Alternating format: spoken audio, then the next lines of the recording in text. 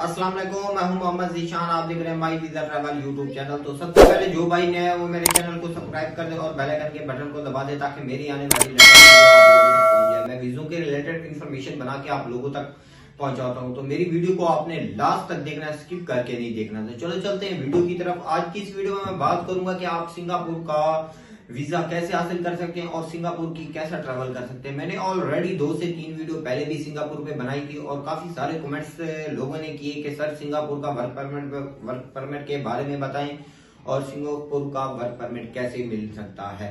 तो आज की इस वीडियो में मैं आपको बताऊंगा कि आप सिंगापुर का वर्क परमिट कैसे हासिल कर सकते हैं। और सबसे पहले मैं आपको बताऊंगा कि आप सिंगापुर का अगर वीजा हासिल करना चाहते हैं तो सबसे पहले आपके पास जस्ट, अगर आप लोगों ने सिंगापुर का विजिट करना है तो आपके पास जस्ट पासपोर्ट होना चाहिए। इसके लिए आपको बैंक स्टेटमेंट की रिक्वायर्ड नहीं है, आप जस्ट पासपोर्ट के ही तहत आप इसका वीजा अप्लाई कर सकते हैं। और जस्ट पासपोर्ट और वाइट बैकग्राउंड पिक्चर और आईडी कार्ड होनी चाहिए। आप इसका ई वीजा हासिल कर सकते हैं जो कि आपको 3 से 4 दिन के अंदर सिंगापुर का ई वीजा मिल जाता है। और इसके लिए एक इन्विटेशन लेटर रिक्वायर्ड है, जस्ट इन्विटेशन लेटर, जो कि आपको सिंगापुर से काफी सारी एजेंसियां हैं जो 5 से 10 हजार रुपए में इन्विटेशन लेटर दे देती हैं और वो इन्विटेशन लेटर के रिक्वायर्ड आप इसका विजिट कर सकते हैं। और इसकी विजिट की बात करें तो इसकी एंट्री होती है तकरीबन 30 डेज की, और 30 डेज आपने वहां पर एंजॉय करना है और वहां पर आपने अपने लिए जॉब तलाश करनी है तो जॉब तलाश कर सकते हैं, अदरवाइज आप घूम फिर भी सकते हैं, ठीक है ना।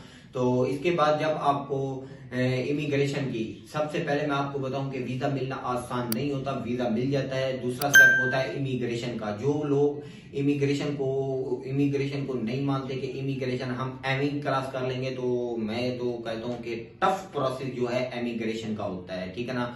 वीजा मिलना एक अलग बात होती है और इमिग्रेशन करके उस कंट्री में पहुंचना ये अलग बात होती है, ठीक है ना। काफी सारे लोग पाकिस्तान से वीजा तो हासिल कर लेते हैं लेकिन उनको जब इमिग्रेशन का सामना करना पड़ता है तो उनको वापस लौटना पड़ता है, जो कि ऑफलोड कर दिया जाता है। और काफी सारे पाकिस्तानियों से वहां पर एंट्री भी हासिल कर लेते हैं पाकिस्तान से, जब वो उस कंट्री में लैंड करते हैं तो वहां से भी डिपोर्ट कर दिए जाते हैं। और काफी सारे पाकिस्तानियों को पाकिस्तानी एयरपोर्टों से भी ऑफलोड कर दिया जाता है।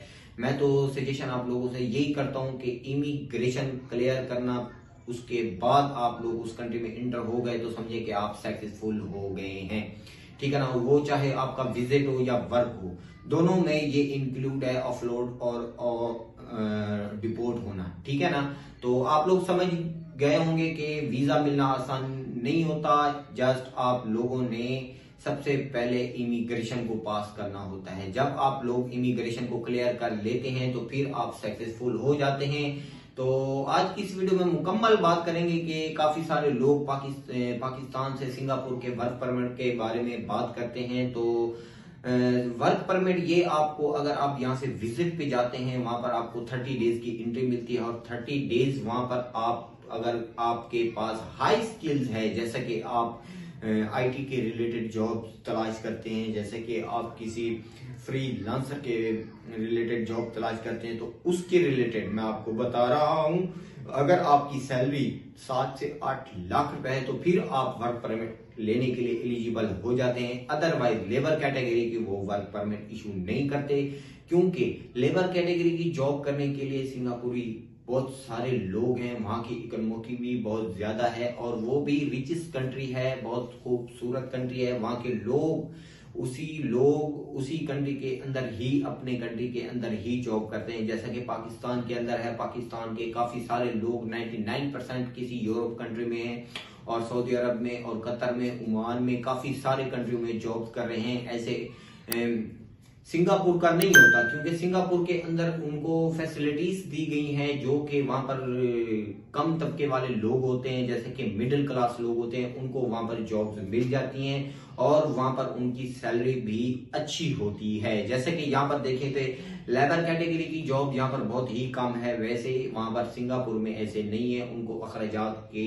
मुताबिक ही सैलरी दी जाती है और इसलिए वो लेबर कैटेगरी को, पाकिस्तानियों को वर्क परमिट नहीं देते। और नेपालियन, इंडियन को तो ज्यादा तादाद में वर्क परमिट ग्रांट भी कर दिया जाता है। और मैं आपको बताऊं, अगर आप सिंगापुर में सेटल होना चाहते हैं तो आपके पास मैं आपको बताऊं, आप अगर हाई स्किल हैं जैसे कि डॉक्टर, जैसे कि आप वहां पर आपके पास अगर पैसा है तो वहां पर इन्वेस्ट करें, अपनी वहां पर कंपनी रजिस्टर्ड करवाएं। कंपनी के तहत आपको वर्क परमिट दिए जाते हैं और आपकी वहां पर कंपनी जब रजिस्टर्ड होती है तो फिर आपको वहां पर रहने की इजाजत दी जाती है। वहां पर सबसे मुश्किल तरीन ये है कि आप वहां पर सेटल हों, ठीक है ना। सेटल होना वहां पर बहुत मुश्किल है, क्योंकि उनकी इकोनॉमिकी की बात करें तो वहां पर अगर आपने बिजनेस स्टार्ट किया है, वहां पर मन्नत चलता है जो कि 2 से 35 रुपए का मन्नत डॉलर है। वहां पर उसकी करेंसी बहुत हाई है पाकिस्तान से, और वहां पर आपकी कम से कम पाकिस्तानी 25 से 30 लाख रुपए होने चाहिए, और वहां पर आप अपना बिजनेस स्टार्ट कर सकते हैं और अपना बिजनेस को डेवलपमेंट कर सकते हैं।